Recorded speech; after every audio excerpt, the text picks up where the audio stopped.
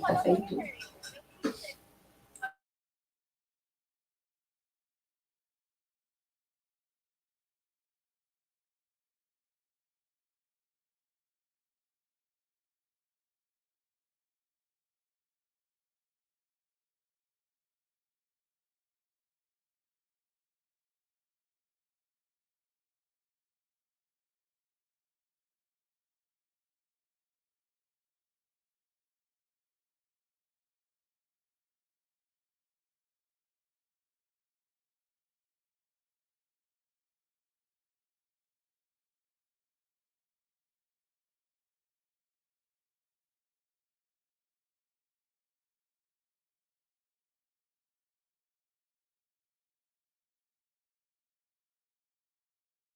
Boa noite, turma. Boa noite a todos. Um grande abraço. Vamos dar início aos nossos estudos aprofundados da doutrina espírita. Boa noite, turma. Boa noite a todos. Deixa eu baixar aqui o áudio aqui do celular, que a gente acompanha a parte, né? Espero que todos tenham tido um domingo tranquilo, viu? Muita paz, saúde, muita harmonia. E nós vamos começar nossos estudos aprofundados, elevando nossas mentes, nossos sentimentos, rogando a Jesus, primeiro agradecendo a Jesus pela semana que ele nos propicia, hoje é o primeiro dia, que tudo transcorra em paz e harmonia, que tudo se realize dentro dos esforços e os objetivos e o merecimento de cada um. Que a luz de Maria de Nazaré ilumine nossos lares, nossos entes queridos, iluminando mentes e corações, protegendo-nos das investidas de todos aqueles que não concordam, não compreendem a gente. Que a paz de Jesus envolva todo o planeta Terra, todos os presidentes, não permitindo, Senhor, terceira guerra mundial. Que os homens e mulheres de pesquisa acelerem cada vez mais, que essa vacina seja mais profícua possível, que seja enviada para todas as pessoas. Que Deus seja louvado, muita paz.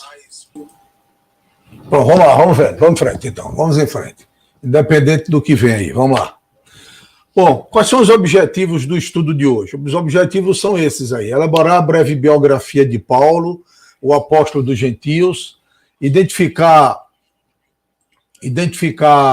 características da conversão e da missão de Paulo de Tarso. Esse, no final dos estudos, nós deveremos estar aptos, né? Estaremos aptos a podermos. Pode continuar, Dudu, o Lucas disse. Valeu, vamos em frente. A podermos identificar as características principais da conversão e da missão de Paulo de Tarso. Não esqueçamos que domingo passado nós estudamos sobre Estevão, né? E aí fala-se também de Paulo, porque Paulo era noivo. A gente vai lembrar agora, Paulo era noivo de Abigail, que era irmã de Estevão, e Estevão foi o primeiro grande mártir, né? Cristão. Primeiro grande mártir cristão. Vamos lá. Dados biográficos de Paulo de Tarso. Ele nasceu em Tarso, capital da Cilícia, recebendo o nome hebraico de Saulo. Tarso, famosa por seus filósofos e suas escolas. Então, a região de Tarso era famosa por existirem muitos filósofos, né, e também grandes escolas que, na verdade, serviam de base, né, para a formação de novos e assim por diante.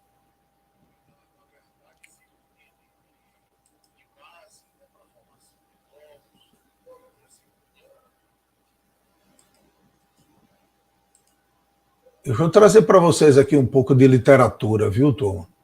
Eu vou trazer um pouco de literatura porque é interessante que essa literatura seja passada para todos vocês.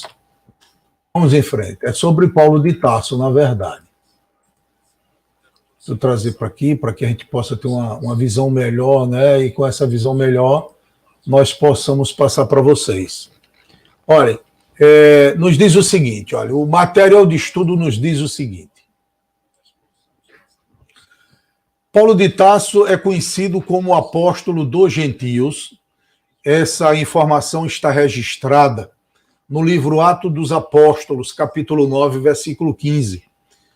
No livro Gálatas, capítulo 1, versículos de 15 a 23. Em Efésios, também na passagem de Efésios, capítulo 3, versículos de 1 a 6.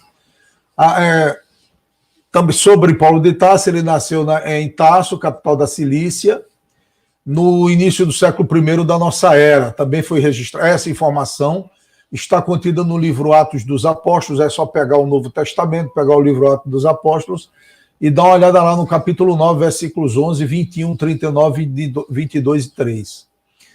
Ele fazia parte de uma família judaica da tribo de Benjamim, está registrada também essa informação no livro em Filipenses, né? Em Romanos também. Era também cidadão romano, está registrada essa informação no livro Atos dos Apóstolos. Era fariseu e teve como preceptor o rabino Gamaliel. Também essa informação está registrada no livro Atos dos Apóstolos. Turma. A conversão de Paulo de Tarso ao cristianismo, ela teve início numa viagem em que ele fez de perseguição. São só subsídios para a gente explorar o estudo de hoje, tá bom? Numa viagem que ele fez de perseguição aos cristãos, né? E a história, quem lê o livro Paulo e Estevão, lembra muito bem dessa passagem daí, né? Lembra muito bem dessa passagem em que mostra essa perseguição que ele fez. E também, diante dessa perseguição aos cristãos, essa perseguição ela representa a dádiva santa da visão gloriosa que ele teve de Jesus às portas da cidade do Damasco, lá de Damasco. O mestre chamam de sua esfera de claridade imortais. Paulo tateia na treva das experiências humanas e responde: Senhor, que queres que eu faça? Que nos diz isso Emmanuel, registrado no livro dele, Paulo e Estevão, breve notícia lá na introdução do livro. A missão de Paulo pode ser resumida em 3 palavras, 3 grandes palavras. A missão de Paulo pode ser resumida: fé, a primeira delas é esperança e caridade. Coloca assim, sem equívoco, a caridade acima da fé. É que a caridade está ao alcance de todo mundo, turma. Do ignorante, do sábio, do rico, do pobre, e independe de qualquer crença particular, né? Quem nos diz isso é Allan Kardec, lá registrado no Evangelho segundo o Espiritismo, capítulo 15 e item 3. Ainda sobre os dados bibliográficos de Paulo de Tarso, nos diz a literatura apostila, nos diz o seguinte, deixa eu passar aqui para vocês. Olha, o limite ao norte era o Monte Tauro, ou Taurus. Estava dividido em 2 províncias, Cilícia Traqueia e Cilícia Pádias. A primeira muito montanhosa e agreste, e a segunda, embora também por uma parte coberta de rochedos, dispunha de algumas planícies férteis. Importante estrada contava o país de este a oeste, passando pela cidade de Tasso.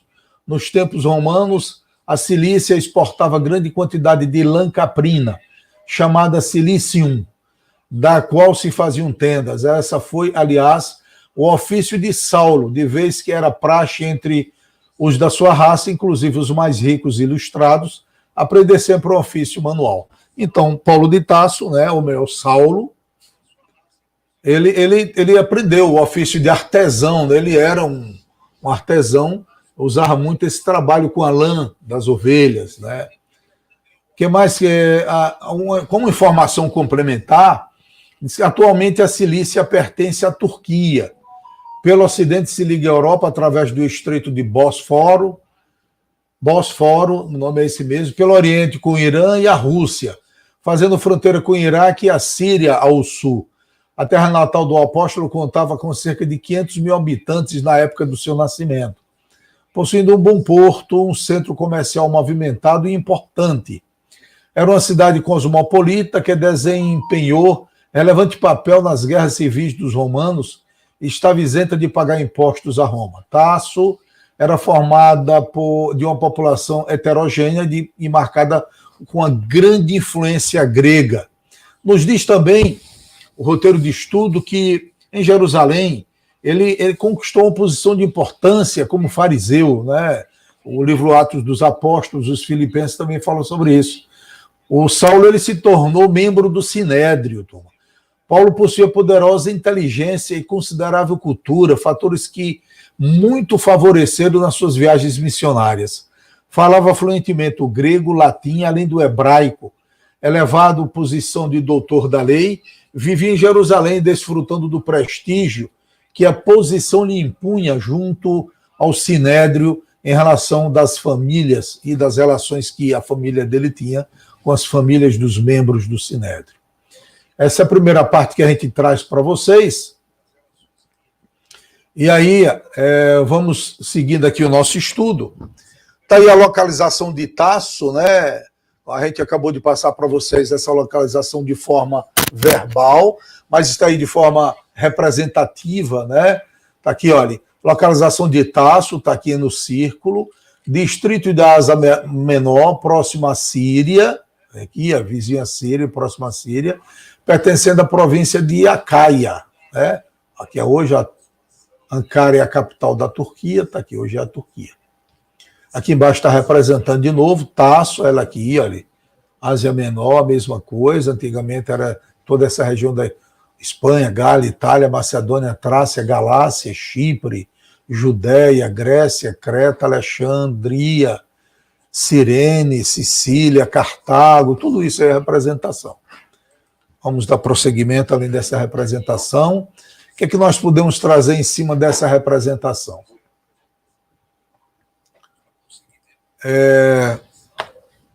Dados... E aí eu vou ter agora? Não, dados bibliográficos, vamos lá. Orientação religiosa em Jerusalém. Ele recebeu essa orientação que teve como mestre o Rabino Gamaliel. Ele era membro, ele se tornou membro do Sinédrio em Jerusalém, era uma posição de doutor da lei, né, Tom? De alto prestígio. Tinha uma notável inteligência e considerável cultura, isso a gente passou para vocês também, só estamos reforçando aí o que um dado bibliográfico traz no material. Ele falava fluentemente grego, latim e hebraico, né? Era um excelente palestrante, um excelente orador. Era intransigente em pontos da doutrina, mas flexível na apresentação de suas ideias. Ele adapta ao nível dos seus ouvintes. Então, ele identificava, né, o ambiente que ele estava pronunciando, estava fazendo a oratória dele, e aí ele se adequava ao nível dos ouvintes para que as pessoas pudessem entender a mensagem dele. O que é que traz aqui? Planejamento do plano espiritual. Então, ele nasceu, voltando mais um pouquinho, lembrando que ele nasceu em Tasso, cidade cosmopolita, tempo e local pré-determinado, população heterogênea de marcada influência grega. Vocês veem o seguinte, não existe o acaso, né? Como não existe o acaso, o planejamento superior da espiritualidade presidida por Jesus determinou que ele deveria nascer na cidade de Tasso, nesse mesmo período, então tudo, tempo, local, tudo é pré-determinado. Veja que ele teve uma... A população da região de Tasso tinha muita influência grega. Daí ele conheceu o grego, falava fluentemente o grego, e era, além de ter a tradição grega na família dele tudo, ele era cidadão romano também. Ele tinha um patrimônio cultural e político difícil de ser reunido em uma só pessoa, mas ele tinha isso, muito inteligente, né? Vocês viram aí. E ele foi chamado primeiro espiritual pelos cristãos de apóstolo dos gentios. Os gentios eram os povos pagãos. Ele escolheu, depois que conheceu a doutrina de Jesus, ele escolheu determinadas regiões para sair visitando e divulgando a doutrina do Cristo.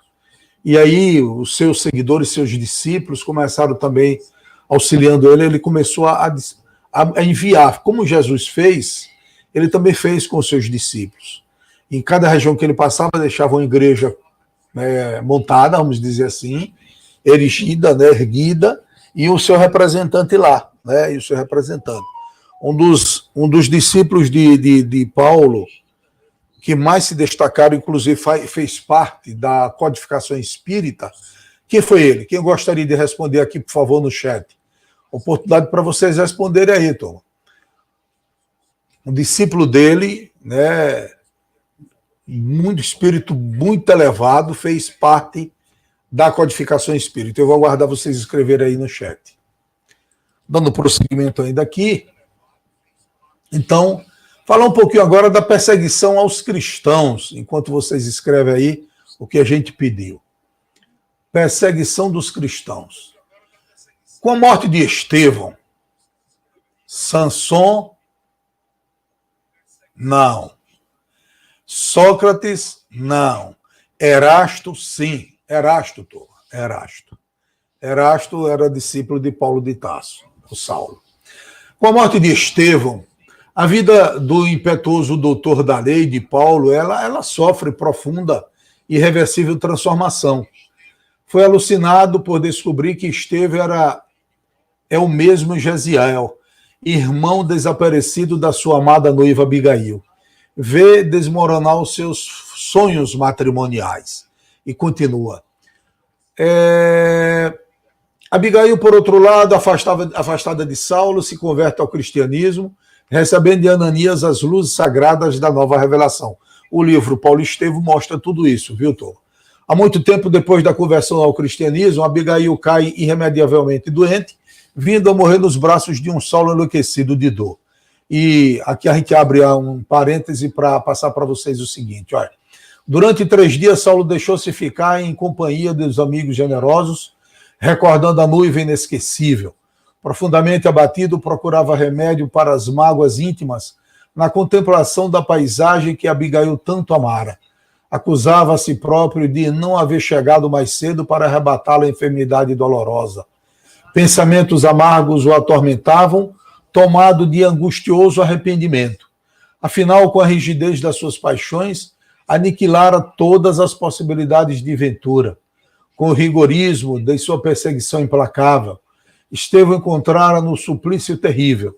Com orgulho inflexível do coração, atirara a noiva ao outro indefassável do túmulo. Entretanto, não podia esquecer que devia todas as coincidências penosas àquele Cristo crucificado, que não pudera compreender. Ensandecido de dor, o orgulhoso fariseu transferiu sua mágoa à revolta para Jesus, para os seus perseguidores. Saulo de Tarso galvanizava o ódio pessoal ao Messias escarnecido. Agora que se encontrava só, buscaria concentrar esforços na punição e corretivo de quantos encontrava transviados da lei. Julgando-se prejudicado pela difusão do evangelho, renovaria processos de perseguição infamante. Sem outras esperanças, sem novos ideais, já que ele faltavam os fundamentos para constituir um lar, entregar-se-ia de corpo e alma à defesa de Moisés, preservando a fé e a tranquilidade dos compatriotas. E segue o material de estudo dizendo o seguinte, olha, não somente nesses núcleos precisava desenvolver a obra saneadora, mas ainda agora chegam-se notícias alarmantes de Damasco e requerem providências imediatas. Localizam-se ali perigosos elementos. Um velho chamado Ananias já lá está perturbando a vida de quantos necessitam de paz nas sinagogas. Não é justo que o mais alto tribunal da raça, de desinteresse das coletividades israelitas noutros setores. Proponho, então, entendamos o benefício dessa campanha a outras cidades. E aí ele chega para o Sinédrio, né, diante dos grandes líderes do Sinédrio, e propõe isso, que a campanha de perseguição aos cristãos se estendesse também a outras cidades. E aí ele se desloca, né, a Damasco em busca daquele senhor chamado Ananias, que estava perturbando, né, nas palestras lá no ambiente religioso em que os seguidores de Moisés participavam. Vamos ver o que aqui Cleveson aqui escreveu. Muito bem, Cleveson, vamos lá. Saulo só tinha o amor carnal ainda, até ser tocado pela fonte maior do amor aqui na Terra. Muito bem, Cleveson, tá? O rolê hoje de moto deixou você inspirado, viu? Então tá aqui, vamos dar continuidade. Esse material, esse seminário aqui, também ele é muito grande, viu? Eles são 31 slides. A gente vai fazer durante aí uns 30 minutos, depois a gente interrompe, próximo domingo a gente retorna para não ficar corrido. Vocês vão participando aí no chat, né, Tom? Eu dei uma atrasadinha no início em virtude do probleminha aqui no stream e assim por diante, tá bom? Vamos lá, vamos voltar aqui a conversar um pouquinho, né, a perseguição aos cristãos. Então, quando Saulo se dirige ao Sinédrio, depois de ter elaborado o plano de perseguição aos cristãos, objetivava, na verdade, por trás desse plano, a intenção dele era prender Ananias, porque Ananias estava debatendo lá, né, nas sinagogas, a palavra, os ensinos de Jesus. Então, o Sinédrio, ouvindo aquele plano de Paulo, Paulo era respeitado por eles todos, já que ele tinha sido aluno, né, tinha sido protegido de Gamaliel, então ele foi atendido. O Sinédrio lhe concede cartas de habilitação para agir livremente. Vamos em frente.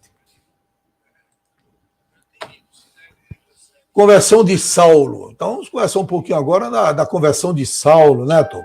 Essa passagem aqui está no livro Paulo e Estevão, o Espírito Emmanuel, Chico Xavier, é o grande médium de psicografia. Vamos lá. Pegando aqui a carona nos estudos, a gente pega o seguinte, olha, de posse das cartas de habilitação para agir convenientemente, em cooperação com as sinagogas de Damasco, aceitou a companhia de 3 varões respeitáveis, 3 soldados, que se ofereceram a acompanhá-lo na qualidade de servidores muito amigos. Eram 3 soldados, 3 militares, muito amigos dele, e que se propuseram acompanhá-lo. A fim de 3 dias, a pequena caravana se deslocou de Jerusalém para a extensa planície da Síria.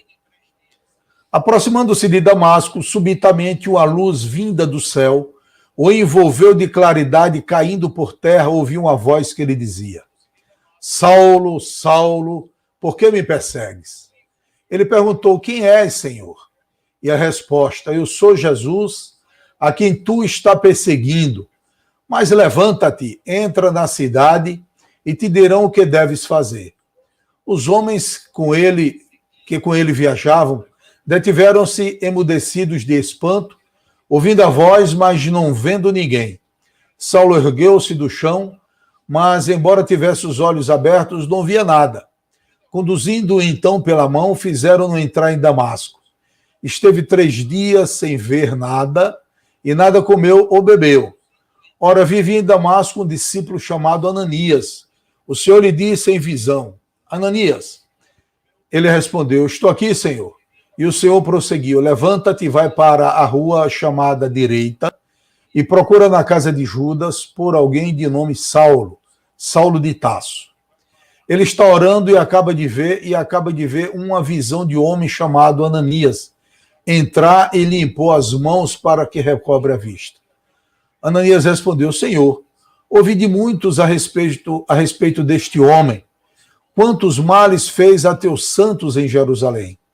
E está aqui com autorização dos chefes dos sacerdotes para prender a todos os que invocam o teu nome. Mas o Senhor insistiu: vai, porque este homem é para mim um instrumento de escol para levar o meu nome diante das nações pagãs, dos reis e dos filhos de Israel. Eu mesmo lhe mostrarei quando lhe é preciso sofrer em favor do meu nome. Ananias partiu. Entrou em casa, impôs sobre ele as mãos e disse: Saulo, meu irmão, o Senhor me enviou, Jesus, o mesmo que te apareceu no caminho por onde vinhas. É para que recuperes a vista e fique repleto do Espírito Santo. Logo caíram-lhe dos olhos umas escamas e recobrou a vista. Recebeu então o batismo e, tendo tomado o alimento, sentiu-se reconfortado. Saulo esteve alguns dias com os discípulos de Damasco. Imediatamente nas sinagogas começou a proclamar Jesus, afirmando que ele é o Filho de Deus.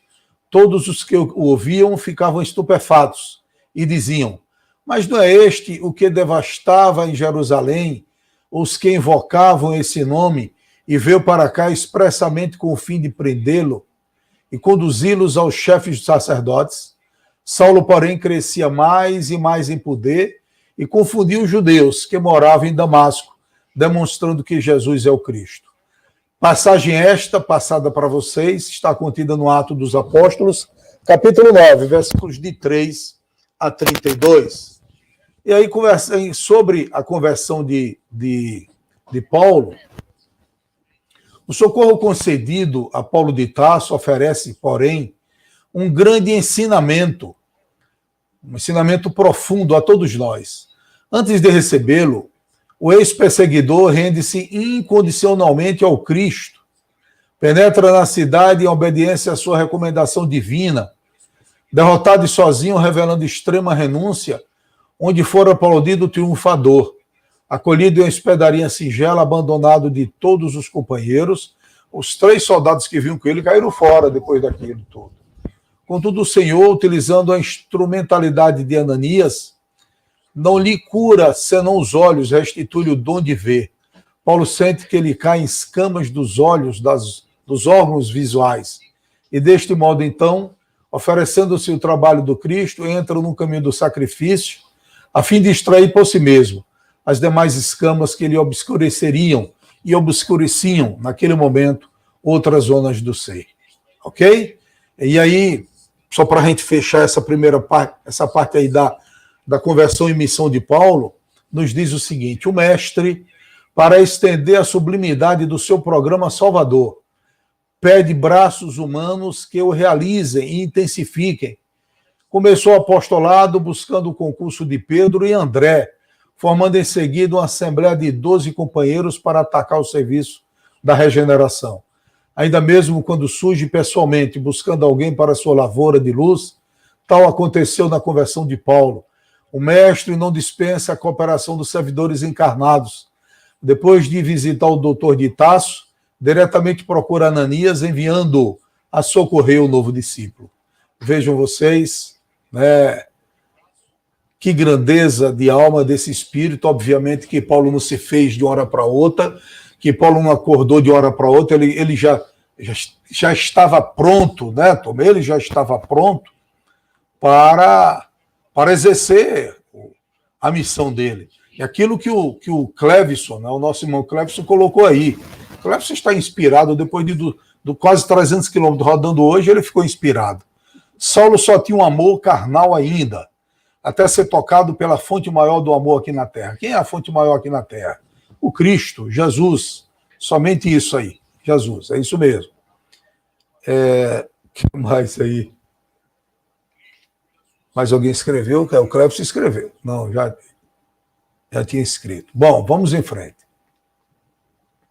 Então, falamos um pouquinho aí da conversão de Rivanúzia. Rivanúzia fez uma pergunta. Vamos lá, Rivanúzia. Tudo isso quer dizer que Saulo estava sendo influenciado por outros espíritos com as atitudes de perseguição ao povo cristão? Olha, Rivanúzia, Kardec, eu vou lhe responder lembrando a todos nós que no Livro dos Espíritos tem uma questão, perguntando aos espíritos superiores, os espíritos interferem em nosso dia a dia, né, nos nossos pensamentos, nos nossos sentimentos, nas nossas vontades, e os espíritos superiores respondem da seguinte forma: muito mais do que imaginais. Eles os conduzem, é como que eles os conduzissem. Veja isso daí. Então imagina você que Saulo vibrava negativamente, né, envolvido pelas vibrações do orgulho, da vaidade exacerbadas, e aí quem seria a assistência dele? Obviamente que ele tinha assistência do seu anjo guardião, dos bons espíritos, responsáveis, auxiliares de Jesus, estavam ali junto a ele tentando ajudá-lo, mas ele se sentia naquele momento, Ivanuzzi, totalmente envolvido pelas vibrações inferiores desses seres que não queriam que ele acordasse para a missão a qual ele foi preparado, né, e que ele se preparou. Então, veja que ele estava tão preparado, Rivanus e os demais, que na hora que ele ouve a voz, né, que deseja, Senhor, ele não enxergava ninguém, mas eles que deseja, Senhor, ou seja, veja a forma de respeito que as pessoas tinham no passado pelos outros. Isso é muito comum a gente ver hoje aqui em dia, né, turma? Mentira pura, né? Não é comum nada, você não vê. Você vê uma criança dizendo palavrões com os mais velhos e assim por diante. Infelizmente, os valores foram jogados um pouco aí debaixo do tapete, mas isso está começando a ser externalizado. E aí, você imagina o seguinte: no momento que ele ouve o que deseja, Senhor, eu sou o Cristo a quem você está perseguindo. Ora, nessa hora, vejam como ele, espírito, estava tão amadurecido, tão preparado para o trabalho dele, E o que deseja que eu faça, Senhor? Ele vai diretamente, ele já reconhece. Ele não enxerga, viu aquela luz, ficou sem a visão, ele ficou ofuscado. Na hora que ele ouve que Jesus diz, sou eu, Jesus, que você está perseguindo, naquele momento ele já aceitou, porque ele sabe, ele espiritualmente já tinha essa ligação. Ok, minha amiga? Mas que ele tinha sido perturbado, tinha certeza, estava sendo sim perturbado, influenciado, estava sendo obsidiado e assim por diante, tá bom? O que mais que eu posso trazer aqui? A missão de Paulo ainda não, estamos falando sobre a conversão de Paulo. Vamos mudar aqui. Já passamos isso para vocês, né? O diálogo que Jesus teve com Ananias, aquele homem é um vaso escolhido, ou seja, Paulo, conforme a programação do plano espiritual, Paulo já fazia parte da programação do plano espiritual, né, Tom? Tinha como missão a tarefa de divulgar a palavra do mestre, então é um espírito preparadíssimo. Ele, envolvido pela família rica, envolvido pelo egoísmo dele, pelo orgulho exacerbado, ele não viu outra coisa a não ser a posição dele. Então, ele foi preparado, ele era um cara novo, 20 e poucos anos, ele foi preparado para ser, ele foi doutor da lei, e ele foi preparado para ser o líder do Sinédrio, né? Ele foi preparado para ser o grande líder do Sinédrio. Ele andar esquecido para o momento hostil a ela, ante a figura majestosa de Jesus, prontamente se decide a reassumir seus compromissos espirituais. Está vendo aqui essa passagem? Ali é. De Hermínio Miranda, a mensagem esquecida, né? O tema do livro Cristianismo, lá de Hermínio Miranda. Está lá a conversão de Paulo aqui ainda, sobre a conversão de Paulo.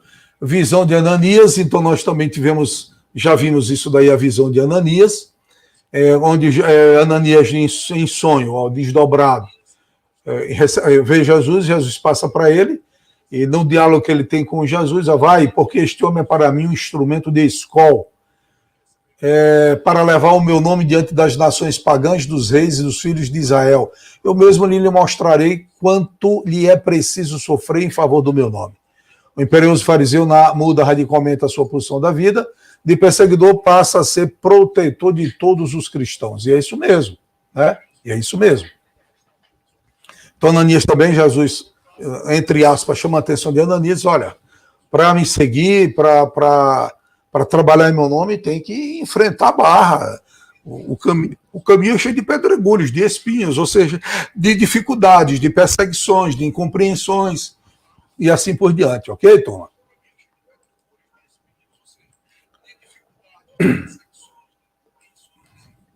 Mais um slide para missão de Paulo. Então, com isso daqui, Toma, nós vamos parar por aqui, tá certo? 8 horas e 13 minutos, nós temos ainda 20 slides nesse pacote aqui, nesse estudo. Então, primeiramente, eu gostaria de pedir desculpas do início, né, aquele probleminha que teve no início, mas não impediu que nós estudássemos, né? Não impediu que nós estudássemos. Estamos aí estudando. Por favor, anotem aí, vocês que são bons, aí anotem aí, ó. Ficamos no slide de número 11, que é a missão de Paulo. A partir daqui a gente vai estudar a missão de Paulo. Então, nós vimos hoje Paulo perseguindo os cristãos em Jerusalém. Ele persegue aquela turma toda, persegue os apóstolos, aquela turma toda. Depois que ele persegue, eu vi que Estevão chegou e estava prejudicando, né, a mensagem do moisasismo, que era a religião criada por Moisés, do qual Paulo era um grande, né, era doutor da lei. E aí ele persegue o Estevão, autorizando o apedrejamento de Estevão.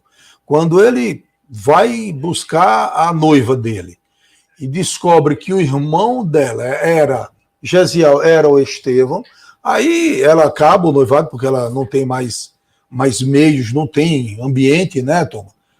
Ele sabe disso. Depois ela desencarna, vocês viram a história inicial passada, e ele se desespera, ele se revolta contra Jesus, se revolta contra os cristãos, e aí soube que Damasco tinha esse senhor, um velho chamado de Ananias, que era o grande profusador, né, que ele estava divulgando, realmente ele estava tornando o conhecimento da doutrina de Jesus vulgarizado mesmo, ou seja, vulgarizado no sentido transmitido para todas as pessoas, do grande ao pequeno. Tom. Ivan nos escreveu o seguinte aqui, vamos ver. É que eu estou lendo o livro No Rumo do Mundo de Regeneração, certo? Muito bom, o meu já está emprestado, já está lá para Aracaju. E estou tendo conhecimento de que muitas das pessoas que estão à frente da doutrina espírita estão sendo, nesse momento, muito perseguidas. Tenho a certeza, Ivan, nós, nos trabalhos mediúnicos da Irmandade Espírita, aqui de Frei Paulo, há muitos anos atrás, que o benfeitor amigo, o coordenador espiritual, ele já tinha nos alertado, né? Ele já tinha muitos anos, há mais de 10 anos que eles tinham nos alertado que os trabalhos e que a casa que nós iríamos realizar junto à casa seriam trabalhos de tal forma que iriam mexer muito com a região espiritual e nós seríamos perseguidos. E fomos. Teve um período de um dos anos aí que eu não me lembro, que ainda é bom lembrar, mas lembro dos fatos. Era muita perseguição a todos os trabalhadores, mas todos nós fomos avisados, fomos alertados, e até hoje, né? Até hoje, nesse momento de pandemia, os espíritas são muito mais perseguidos do que os outros membros de outras religiões.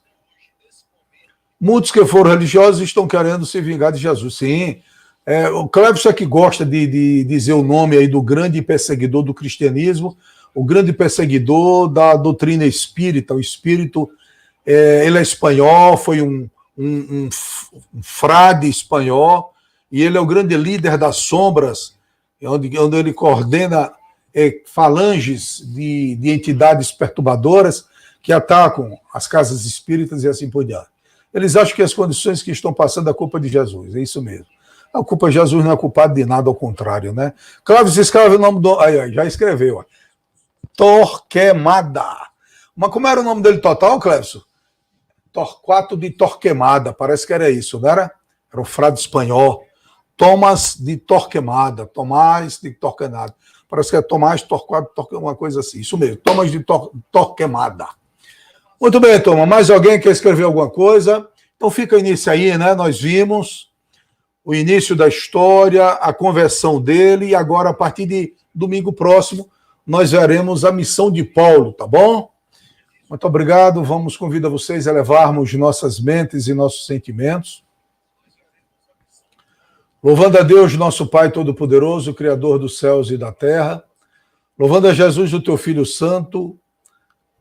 A bênção, a paz, a harmonia, a misericórdia para o nosso planeta Terra, para todos que aqui habitam, desejando que a luz de Maria de Nazaré, esse Espírito grandioso, ilumina todos nós, nos fortalecendo, nos iluminando, nos protegendo, ajudando-nos que cresçamos cada vez mais, Senhor, em direção ao vosso Filho Santo, Cristo de Deus. Que a paz e a luz permaneçam com todos vocês. Que todos nós tenhamos uma excelente noite de um bom sono e bons sonhos, e que nesta semana, todos os dias, realizemos os nossos propósitos, claro, dentro dos esforços e objetivos e merecimento de cada um. Que a Divina Luz nos ilumine e proteja, agora e sempre, até terça-feira, 19h30, com estudos de mediunidade, tá bom? Muita paz, que assim seja.